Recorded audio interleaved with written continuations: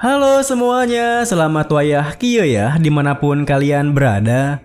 Kembali lagi bersama Mamang dan di video kali ini kita bakal lanjutin manhwa Kang Fitness Dunia Murim. Kita masuk di part 12. Sebelum kita masuk ke videonya, ada sedikit perubahan untuk sebutannya ya.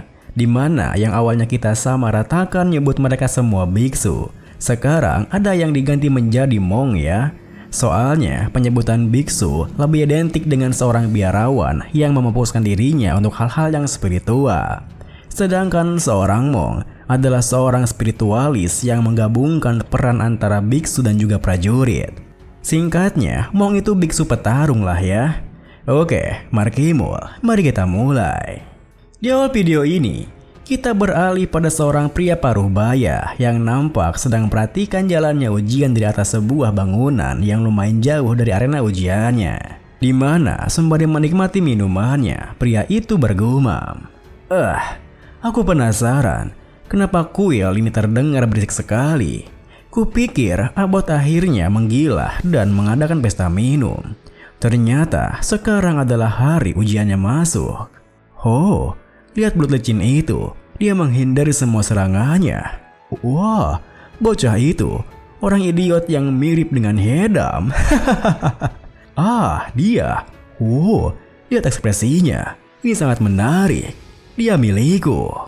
Tepat setelah mengatakan hal itu, pria itu pun melompat pergi dari sana, lalu mendarat di tengah-tengah arena ujiannya, menghentikan serangan Eikden Dharma Strike yang dilancarkan oleh Mukyung. Tentu saja kemunculannya itu membuat semua orang di sana terkejut. Apa? Itu Mong Hyeguan? Ditambah lagi gelagatnya yang seperti orang mabuk membuat Mong Hyedam langsung berteriak. Hyeguan, beraninya kau mabuk di dalam kuil ini? Kau pasti sangat berharap untuk masuk ke dalam gua pertobatan lagi kan? Sembari melemparkan botol minumannya, Mong Hyeguan membalas, Hyedam, lucuanmu sangatlah bagus. Aku tidak berani minum minuman keras itu, tahu? Mong Hyedam yang telah menampakkan botol minumnya dan bisa mencium juga botol minumnya seperti bekas air minum biasa, langsung saja menimpali. Aku tahu kerja kerasmu, tapi jangan melewati batas. Kemudian karena Mong Hyedam tak lagi mengkonfrontasinya, Mong Hyeguan pun berteriak, para senior, rekan dan juniorku yang mengawasi ujian ini, maaf karena mengganggu tidak jelas, tapi aku rasa aku akan mengambil anak ini. Tentu saja teriakannya itu kembali membuat mereka semua terkejut. Meskipun begitu, mereka semua langsung berpikiran hal yang sama. Meski Mukyung memanglah mempunyai kekuatan yang luar biasa, berdasarkan kegilaan yang ditunjukkannya, orang yang cocok dengannya memanglah Mong Hyeguan, pemimpin dari Demon Examination Squad.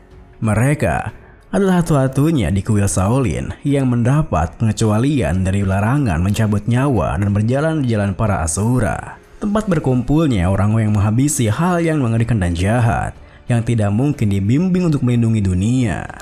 Bahkan kepala biara Shaolin saat ini yang biasa disebut dengan Abot, Mong Hyun-chun berpikir, sepertinya itu cukup adil jika anak itu belajar dari Hyeguan, orang yang melawan demon. Hyeguan mungkin bisa membantunya untuk mengontrol gilaannya itu. Kemudian, karena tak ada seorang pun yang menentangnya, Mong Hyeguan mengelus kepala Mukyung berkata, nah, sepertinya kau ditakdirkan bersamaku. Seketika itu juga, Mukyung yang tersadar dari kegilaannya langsung merasa malu, yang membuat Mong Hyeguan tertawa terbahak-bahak. Kau terkejut atas apa yang kau lakukan ya? Sepertinya aku mengambil orang yang lebih gila dariku. Lalu setelah Mong Hyeguan mengumumkan untuk mengambil Mukyung sambil tertawa terbahak-bahak, dia pergi melompati dinding dan berkata jika tidak tertarik lagi dengan sisa ujiannya. Masih ada beberapa kebingungan dari kejadian Mukyung dan Mong Hyeguan. Semua orang kembali tenang dan melanjutkan ujiannya, terkecuali satu orang, yaitu murid kelas kedua yang membantu ujian masuknya. Di mana pada saat itu ia berpikir, belut yang licin, giant sebesar gunung, dan anak gila. Aku penasaran apa yang akan terjadi selanjutnya. Yang selanjutnya datang? Apa dia juga mempunyai fisik dan kekuatan yang bagus? Dia tidak terlihat spesial sih. Di saat Mujin melangkah maju karena gilirannya sudah tiba, Mong Hyun Sung pun tersenyum melirik ke arah Abot di sampingnya berkata, "Jika Anda bertanya siapa Among muda terkuat saat ini, saya akan memilih tanpa ragu." Abot membalas, Kenapa kau sangat yakin?" Mong Hyun Sung menimpali, "Mukyung, anak yang tadi, dia adalah orang yang mempelajari kebanyakan martial arts Shaolin. Sedangkan Mujin, dialah yang akan membantu Shaolin melangkah maju." Mujin sendiri yang kini nampak begitu siap dengan ujiannya tentu bukan tanpa alasan, di mana selama 1 tahun terakhir ini, ia sudah melakukan latihan neraka. Jenis latihan yang ia lalui bukan latihan biasa. Hari itu, di saat Beopgang menemuinya, Mujin mengatakan, "Master Beopgang, aku mengalami kebuntuan dalam martial artsku. Jadi, aku kemari untuk meditasi dan menenangkan pikiranku." Beopgang membalas, "Bukankah kau sudah menguasai Sweep Whirlwind Sweep dan 9 Regal Kicks?" Mujin menimpali, "Sebenarnya, aku sedang merenungkan pelatihan akumulasi energi." Seketika itu juga, Beopgang yang tak menduganya terperanjat bertanya, "Apa? Apakah menguasai teknik Enlightenment Cultivation?" Mujin pun menjelaskan, Aku belum menguasainya, tapi aku menghadapi masalah saat mencoba teknik itu. Aku biasanya bisa mensirkulasikan energiku dengan baik, tapi ada waktu di mana aku tidak bisa mensirkulasikannya." Beopgang yang penasaran membalas, Kapan itu terjadi?" Mujin pun menimpali, "Itu saat aku bernapas dan saat aku tidur." Mendengar hal itu, seketika itu juga Beopgang terdiam kebingungan, karena menurutnya apa yang dialaminya adalah hal yang wajar. Melihat wajah bingungnya, Mujin pun melanjutkan, "Aku mengerti kenapa itu terjadi saat aku tidur, tapi aku berhenti mensirkulasikan energi lebih banyak saat aku bernapas, seperti saat aku makan atau minum." Beopgang yang mencoba memahaminya bertanya, Jadi, kau memikirkan cara untuk mensirkulasikan energi bahkan saat kau bernapas atau tidur ya?" Mujin pun mengakukan kepalanya yang membuat Beopgang terdiam berpikir. Sepertinya bagi orang jenius, mereka punya hal yang nyentrik ya. Aku tak pernah memikirkan hal seperti itu yang dia katakan. Dengan pikiran seperti itu, dimana tiba-tiba saja ia teringat dengan sesuatu. Beopgang pun bertanya, "Mujin, apa kau pernah mendengar Iron Guard?" Mujin yang pernah mendengarnya membalas, Bukankah itu martial art kelas ketiga yang bandit gunung pelajari?" Beopgang pun menjelaskan, Iron Guard itu sebenarnya adalah satu dari basis martial arts yang terkenal di kuil Shaolin. Itu meningkatkan tubuh seseorang untuk menahan teknik atau serangan yang berasal dari meta. Tapi itu mulai jarang digunakan. Itu karena teknik itu tidak terlalu membantu saat menghadapi martial master yang mencapai level tinggi. Karena teknik itu tak bisa menahan sword aura dan meningkatkan energi yang martial master gunakan. Mujin yang merasa aneh bertanya, "Lalu kenapa master membicarakan Iron Guard?" Beopgang melanjutkan, "Baiklah, orang luar berpikir bahwa Iron Guard bisa melindungi tubuh dari serangan luar dan melatih tubuh orang untuk jadi sekeras besi. Tetapi itu hanya karena kau belum menguasainya. Iron Guard sebenarnya juga menyerap energi melalui kulit mereka. Teknik Iron Guard yang ada di luar adalah teknik yang diajarkan oleh orang yang meninggalkan Shaolin karena tak bisa menguasai True Iron Guard." Mendengar semua penjelasannya, Mujin pun terdiam berpikir, "Apa? Menyerap energi melalui kulit? Itu artinya jika aku bisa menguasai True Iron Guard, aku bisa menyerap energi setiap saat kan? Bahkan saat aku tidur atau makan. Bahkan jika aku berlatih mengakumulasikan energi, efek yang terjadi akan berlipat ganda." Saat ia berpikir seperti itu, Beopgang menuturkan, efek sebenarnya dari Iron Guard adalah menyerap energi melalui kulit dan memperkuat kulit. Energi yang diserap hanya bisa memperkuat kulit mereka. Seketika itu juga, Mujin tersentak berpikir, "Lah, sia-sia aja dong jadinya." Tidak juga. Jika aku mengombinasikan Iron Guard, dasar martial arts dari kuil Shaolin, bersama dengan latihan fisik modern yang aku pelajari, aku mungkin bisa membuat ini jadi lebih baik. Tanpa Mujin sadari, ia adalah orang jenius dalam menciptakan martial arts untuk menjadi martial kelas ketiga. seseorang setidaknya harus menguasai 70% 3 dasar martial arts dari kuil Shaolin dalam waktu 1 tahun. Dan Mujin telah menguasai 100% 3 dasar martial arts tersebut. Artinya, level dasar martial arts lebih tinggi dari murid resmi di kuil Shaolin. Tapi, karena dia mempelajari martial arts lebih cepat dari yang lain, itu membuatnya tak bisa mempelajari hal lain. Meskipun dia bisa mengimbangi kekurangannya dengan latihan fisik yang ia miliki, ia membutuhkan original martial art yang dikhususkan baginya untuk persiapan di masa depan. Dan di saat Mujin begitu gembira karena bisa mempelajari hal baru, beban di depannya berpikir, sepertinya dia sudah memikirkan sesuatu. Aku tahu, jika itu Mujin, dia pasti bisa menemukan solusinya.